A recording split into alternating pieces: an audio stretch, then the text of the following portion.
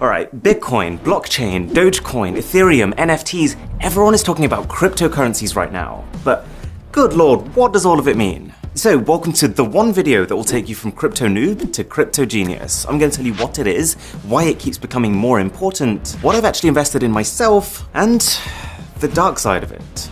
Okay, so when society was in its early stages, there was no such thing as money. We'll call this stage one. The only way to buy something off someone was to go up to them and be like, oh, I really like your horse. I'll trade you my cat for it. Sorry, Milo. I'd never trade you. But the issue with a system like that is that even though you might be perfectly happy to give up your horse, you just might not want a cat. So that trade will never happen. But that's where currency came in. Stage two, coins, which, because they were made of precious materials like gold and silver, everyone just accepted that they were worth something. You've heard of the British pound, right? Well, the reason they're called pounds is because £1 literally just used to be £1 of silver. And so all of a sudden in a trade, it doesn't matter if you don't want my cat. As long as I have coins, we can still trade for your horse. Even if you have no use at all for the silver, because it's a precious material, you have that reassurance that you can take that coin, give it to someone else, and trade for something that you do want. Convenient, right? But then this evolved to stage three. As banks became established and governments had control, we realized that as long as there was trust in the system, we could move away from needing to carry blocks of precious metal towards something even more convenient. Paper money. It does the same thing, but now the money doesn't have value because it's made of pure silver, it just has value because the government says it has value. Like this £10 note here in the UK, the note itself is just made of, well, it's actually made of plastic. They changed it recently because it's more durable. But if you look closer, you can see that all this actually is the Bank of England promising that they will pay the bearer of this note £10. Really, this is just a receipt, a kind of proof that you own a certain amount of money. But as technology has improved even further, we found even more convenient ways of storing and trading our stuff. We're now in what I would call stage 4, where more people than ever are buying things online and using credit cards, and really when you're at that stage, we don't see our money anymore. It's not about coins or notes or cats, it's just entries on a spreadsheet. Like when I buy a music album from Amazon, all that's happening is that my bank adds an entry in my spreadsheet that says Aaron now has $10 less, and then Amazon's bank adds an entry that says they have $10 more. So, the reason I've given you this entire intro is to give you context on where cryptocurrency sits. It's seen by many people as the most convenient era of exchange ever. Stage 5. The way to think about a cryptocurrency is that it's 100% virtual. I know the logo for Bitcoin kind of looks like a physical coin. It really is a Bitcoin now. But with crypto, there is no gold, there is no silver, there is no paper. It really is just the transfer of digital assets. But the core concept is exactly the same. Think of them as literally just running spreadsheets of who's paid what to who. But instead of multiple banks keeping their own separate records, with crypto, there is just one enormous spreadsheet of every transaction made using that currency. And this is called a ledger. Okay, we all love a good spreadsheet, but what's all the fuss about? Why is everyone going crypto crazy?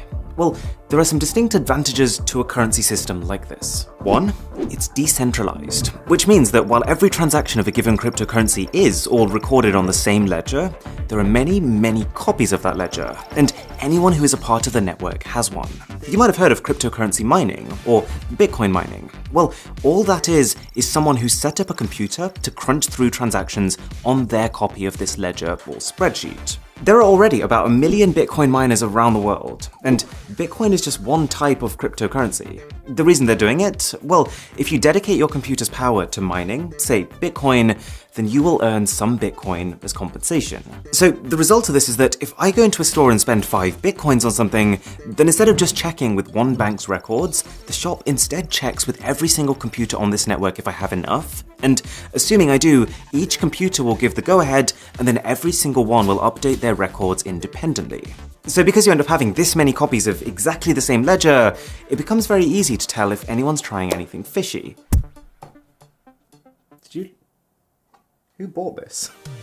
Like if I try to hack into someone's computer that's on the network and give myself more money by adjusting figures on their copy of the ledger, it's not going to get through. The system will realize that 99.9% of the copies on the ledger are saying one thing, but one of them is saying something else, so must have been tampered with. There's very clear organization to the system, and I think people believe in it because they see the future as open, traceable transactions. Much more so than having like some bits of the record over here and other bits over there.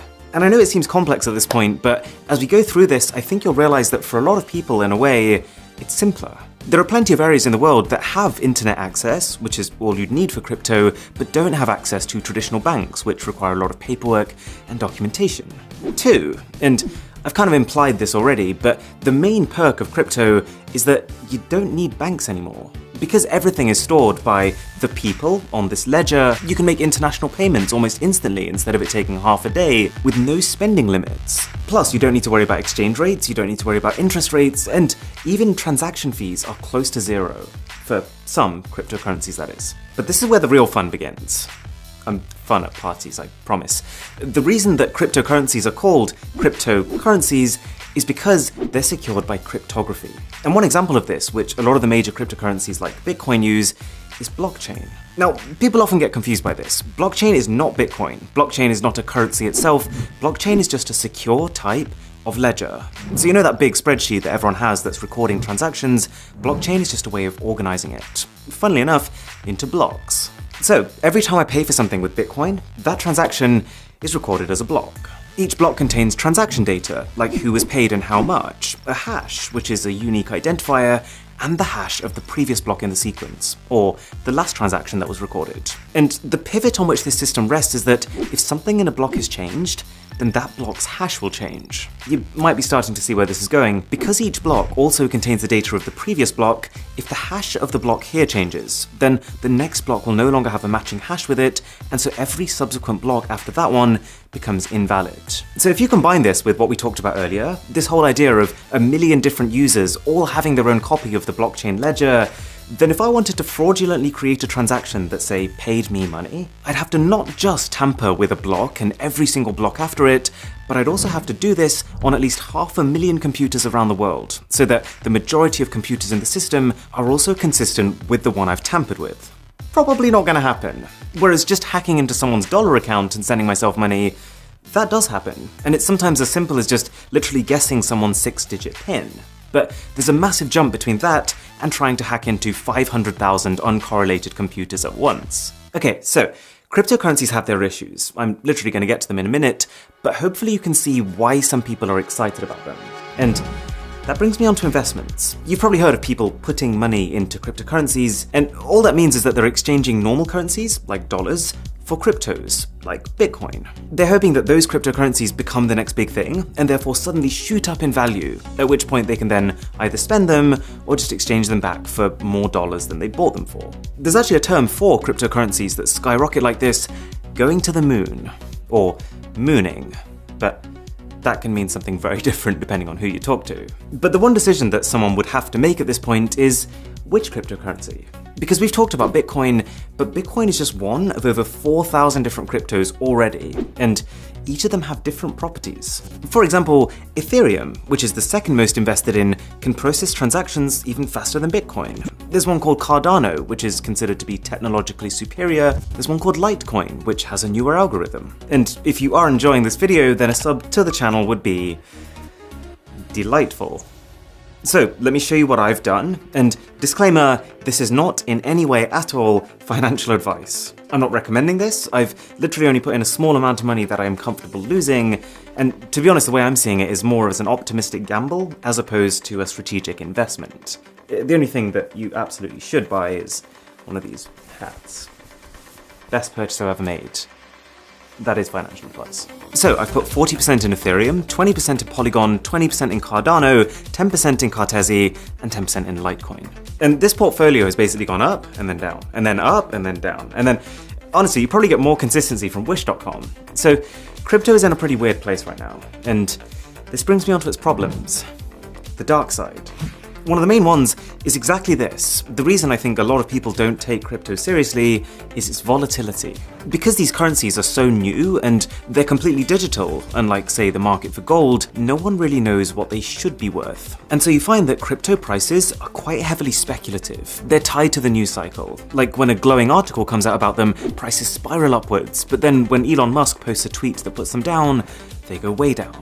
Two is the fact that they're not really accepted as a form of payment in well, most places. Like, yes, I can now book holidays with crypto, I can donate to Wikipedia with crypto, but there's been a lot of companies who are pretty back and forth with it. Microsoft, Tesla, even Burger King are examples of companies who said they were going to accept Bitcoin, and then they said they weren't going to accept Bitcoin. 3. There can be an environmental concern. See, the whole reason why a lot of these cryptos are so secure is because of this concept of transactions being verified many times by many computers. So I think it's a fair criticism that that in itself creates a fundamental inefficiency. That much computing power requires a lot of electricity. But at the same time, you could counter this by saying that traditional banking uses more electricity, that there are newer coins with better technology that are more efficient, and that one day we'll be able to get that electricity from renewable sources. Depends who you ask. And 4, there's also a pretty strong sentiment that because there's no real policing or regulation on crypto right now, it's like the perfect currency for criminals. But to be honest, I think the data speaks for itself on that one. According to Chainalysis, 0.34% of crypto transactions are criminal, up to 5% of normal cash transactions are criminal. And I think that's because it's a bit of a misconception that currencies like Bitcoin are anonymous. They're actually pseudonymous, which means that even though your actual details aren't visible to everyone, your public key, your unique identifier, will be permanently baked into the blockchain upon making transactions with it. So cash is just a better currency for most types of criminal activity, because by its very nature, it's untraceable. Don't ask me how I know that. But as well as the negatives, there are also just some straight up odd things that have come about because of crypto. For example, you might have heard of an NFT, a non-fungible token. If you haven't, you might want to take a seat for this one. I don't want to call it stupid, but this one's a head scratcher. So you know how now you can go into an art gallery and you can pay to own a painting? Well, now thanks to the blockchain, you can pay just to have digital ownership over something. So it doesn't stop anyone from using or sharing that thing, but all it means is that you'd effectively be the owner of the original, and they'd all be sharing copies of it, even if, for most intents and purposes, they look and behave identically. Like, a lot of these NFTs are literally just JPEG images. I think the reason some people find this stupid and kind of funny is that there's a distinct difference between buying an NFT and buying the rights over something. So if you buy the rights over something, that's a very legitimate purchase because you can create merch or sell licenses. With an NFT, you can't. The original owner still has all the reproduction rights over that piece. All it is that you're using the blockchain to prove that you have some ownership over that asset. But clearly, just being able to say that has some value, because an NFT of this Gucci ghost sold for $3,600. The CEO of Twitter, Jack Dorsey, he sold the first tweet he ever made as an NFT for $2.9 million. 5 words! I could do that. Any takers? And this one just blows my mind. This photo, which is basically an overview of one guy's pieces of art, sold for $69 million. Very nice. To clarify, this literally just gives the buyer some digital ownership over a JPEG image. And finally, you might have heard of Dogecoin. Dogecoin is based on the same tech as Litecoin, but it was created as a joke. People started sharing it and putting a bit of money into it because they thought it was funny, but that propelled its value to the point where now we have people who have actually become millionaires just because they bought Dogecoin when it was cheap. It's an interesting world out there. If you did find this useful, then do consider sharing it with a friend or family member who could benefit. I would really appreciate it. And for my best phones of 2021, click here. For an Instagram story that crashes your phone, click here. My name is Aaron, this is Mr. Who's the Boss, and I'll catch you in the next one.